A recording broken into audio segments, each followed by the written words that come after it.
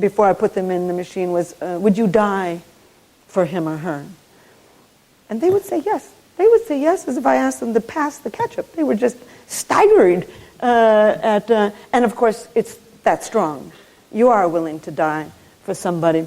Real separation anxiety, real possessiveness. The three main characteristics of romantic love are a real craving for emotional union. Yes, you'd like to sleep with them, but what you really want them to do is to call, to write, to send an email, to text you, to tell you that they love you, having a real emotional connection to you. Highly motivated. When people are in love, what they will do to win a partner is staggering. And of all of the characteristics, I think the core of it is this obsessive thinking. Somebody really is camping in your head. It's involuntary. Stendhal once said, he said, love is like a fever. It comes and goes quite independently of the will. And indeed, it does. It's very difficult to control. Sometimes you can control the affect, how you behave, but the feeling is like hunger or thirst. It's very difficult to control. I think probably a good deal more difficult than anger or even fear. So anyway, we started putting people in the machine. Here are my colleagues, Art Aaron, Lucy Brown's our neuroscientist, some of our graduate students. And we started putting them in the MRI. This was from the New Yorker. They got wind of it. You can't get two people in an MRI. You can barely get one. But anyway, we started putting them in the machine. I can tell you more about the experiment at a different time. And this is what we found. We found activity in a tiny little factory near the base of the brain called the ventral tegmental area.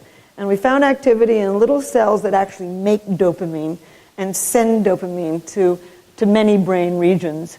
And here is one of our scans. And I came to believe, after this initial research, that romantic love is not an emotion. I had for many years thought that romantic love was an emotion, or a whole series of emotions, from ecstasy to despair.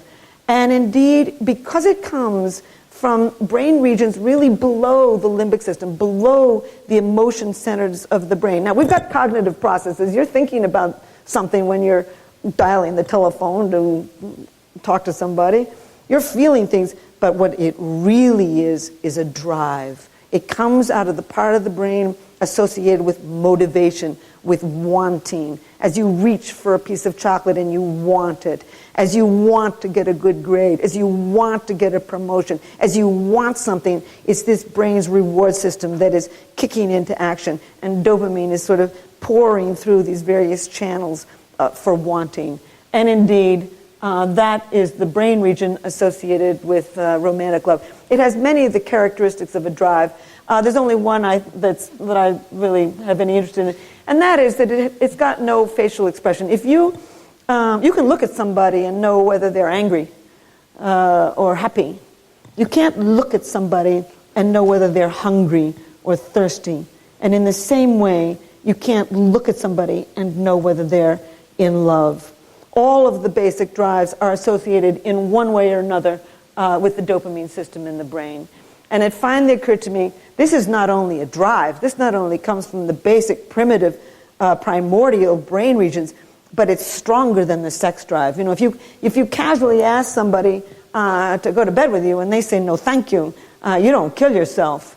And you certainly don't go killing somebody else. But when you're in love, the incidents of crimes of passion around the world are really sort of staggering. So I think that romantic love evolved from other animals. There's not an animal on this planet who will copulate with anybody, unless they're in a little box in a scientist's laboratory. But in the wild, when you read about free-ranging animals, they have choices. They are attracted to some and not attracted to others. Too old, too young, too scruffy, too dilapidated, too stupid-looking, and they won't do it. They have favorites. We have in other animals what I would call an attraction system, animal magnetism. But they don't all form pair bonds. 97% of mammals do not pair up and rear their young as a team. People do. So I think that our closest relatives, when I read the primatology literature do have attractions to particular individuals, but they didn't need to form a long-term pair bond. Female could her baby could ride on her back. She lived in the trees. She could protect herself. She did not need a mate to help her rear her young. But with time, the trees began to disappear in Africa. I'm skipping over just hundreds of slides that I like just to get down to a different story.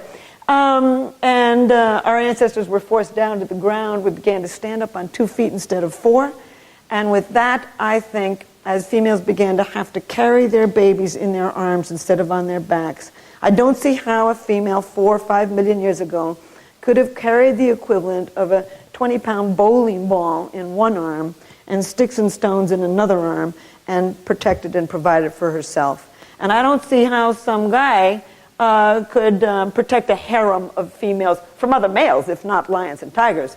And so I think that pair bonding became essential to females and suitable to males, and we began to evolve the brain circuitry for what would become human attachment and human romantic love.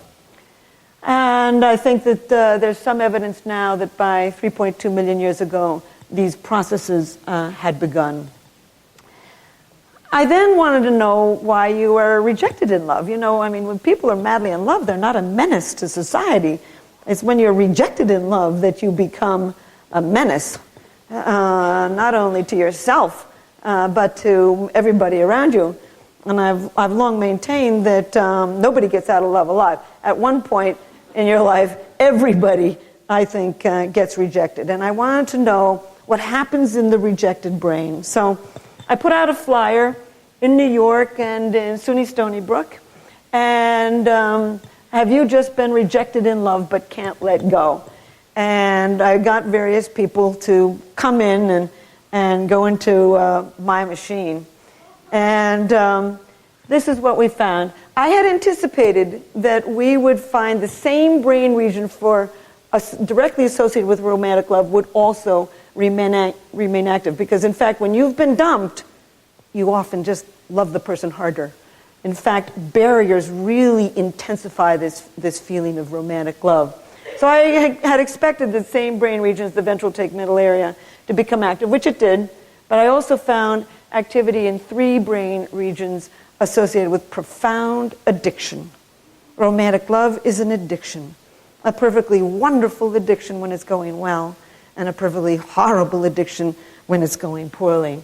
I also found activity in a brain region associated with attachment. So these brain systems are under real, are being assaulted when you've been rejected in love. And here are some of our scans from the rejected brain. So I did come to believe that love is an addiction. I think it's got many of the characteristics of addiction. The most interesting to me is relapse. I have a girlfriend who was rejected recently, and she was getting over it. And it was 8 months later, and she was driving along in her car, and she suddenly heard a song on the radio that reminded her of this man, and she became completely unstuck. She pulled over to the side, she sobbed, she then gave him a call, wondering if he maybe had changed his mind. Months later, it's got many of the characteristics of basic addiction, a profound basic addiction. And I think that this brain system evolved. We see it not only in the United States, of course, but around the world and in every age group. In fact, the youngest person I ever found it, I was giving a speech to mothers in New York City. I'm from New York. And I asked in the middle of the speech, I said, have any of you got a child who's in love?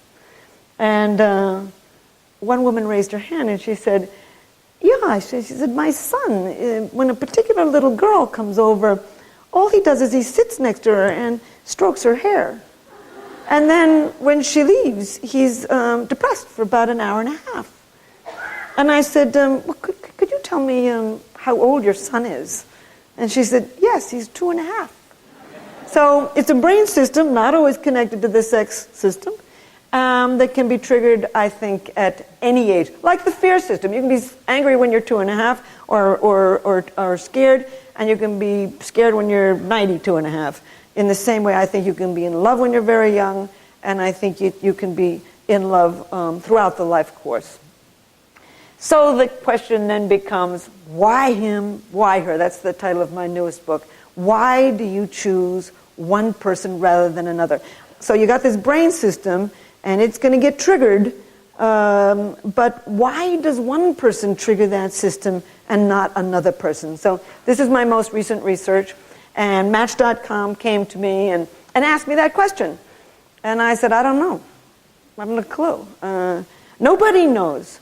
Psychologists know that timing is important. We tend to fall in love with somebody from the same ethnic and socioeconomic background, same general level of education, same religious and social values, same social goals and reproductive goals, same needs. Your childhood experiences play a role, but nobody knows how.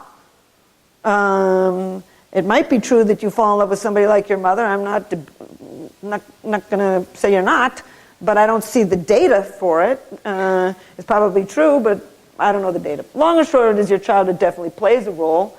I would guess that for different people, their childhood is going to vary in the role it plays. Long and short is we also know that certain biological factors draw you to certain people. We're drawn to people of the same general level of intelligence.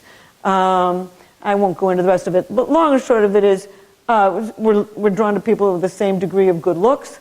And the immune system, I think you may have heard of the sweaty t-shirt experiments, that women tend to be drawn to men who have a slightly different immune system, parts of the immune system, and they smell it unconsciously by smelling the t-shirt. So I thought to myself, all right, so there's some cultural reasons why we fall in love with somebody. That makes a lot of sense. But is there basic body chemistry? What does somebody mean when they say, we had chemistry? Could it be that there are other chemical actors in this play naturally drawing us to some people rather than others? And so because I come out of an interest in biology, and I began to read widely in the genetic literature. There's a lot of chemicals in the brain, but there's only a few chemicals that the literature has really tagged with personality traits. In other words, when chemistry.com, when Match.com came to me and asked me, why do you fall in love with one person rather than another? And I said, I don't know. So I went home and I said, what do you know about mate choice? And I drew out a blank sheet of paper, and I wrote that. I said, what do you know about dopamine? You study dopamine. So I wrote dopamine on the top of the sheet of paper, and then I wrote all the characteristics associated with dopamine. Risk-taking, novelty-seeking, curiosity, creativity, a few others. I'll go into them. And then I wrote down the characteristics associated with serotonin, testosterone, and I lumped these two together, estrogen and oxytocin. And I sat there with these 4 sheets of paper, and I said, first of all, these people need a name. I'm going to deal in the real world. I got to give them names. So I gave them these 4 names. I'm not crazy about the names. Had I read Plato, I would have used different names. He called these the artisans. He called the builder the guardians. He called the director the rational, and the negotiator the idealist. Long and short, I'm stuck with these terms. 7 million people have taken the questionnaire.